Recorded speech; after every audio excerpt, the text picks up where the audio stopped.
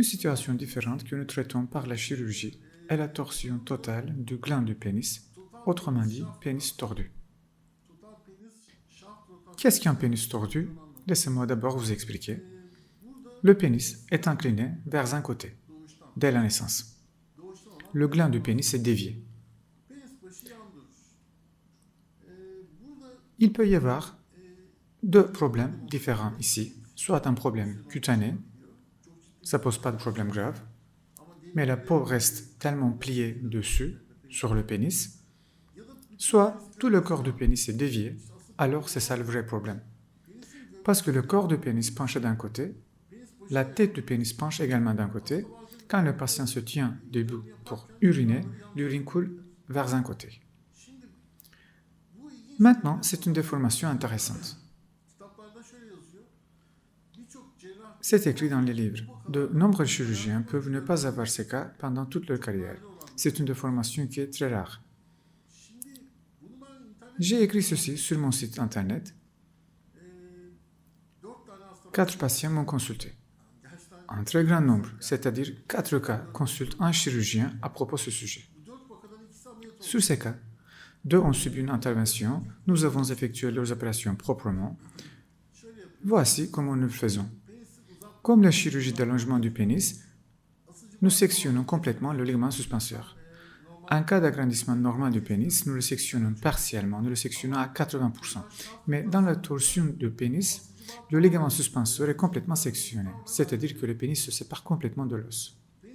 Vous redressez la courbure du pénis, le forcez à se tenir correctement et vous rattachez le pénis au bassin, dans une position droite.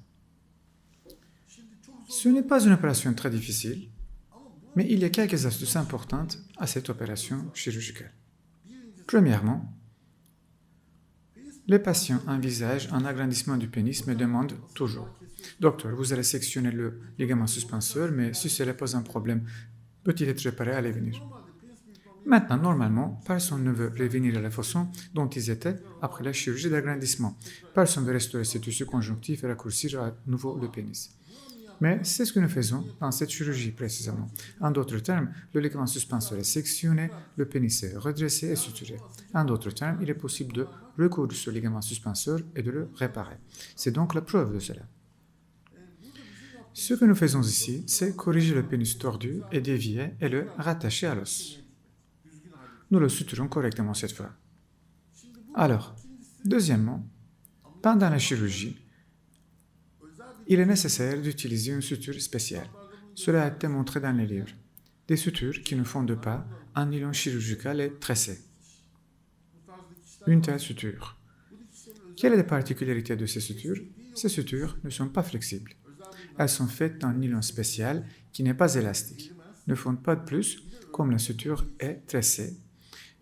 Le fil lui-même est tressé. Lorsque vous serrez le point, il ne se desserre absolument pas du tout. Il n'y a donc aucune flexibilité où le point de suture ne se desserre jamais. Ce fil ne se desserre jamais, cela doit être fait avec des fils spéciaux.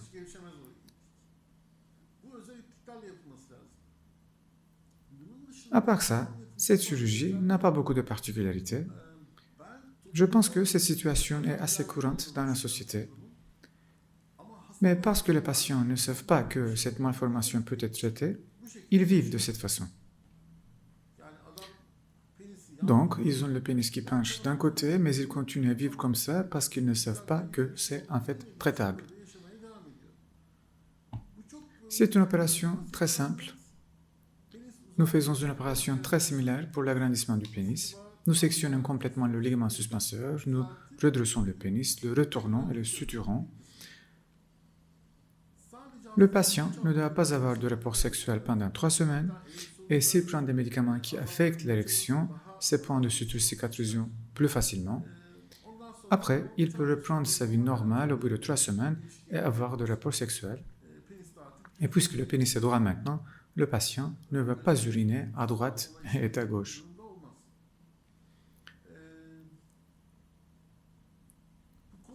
Si vous avez des questions à ce sujet, envoyez-moi un email ou un message.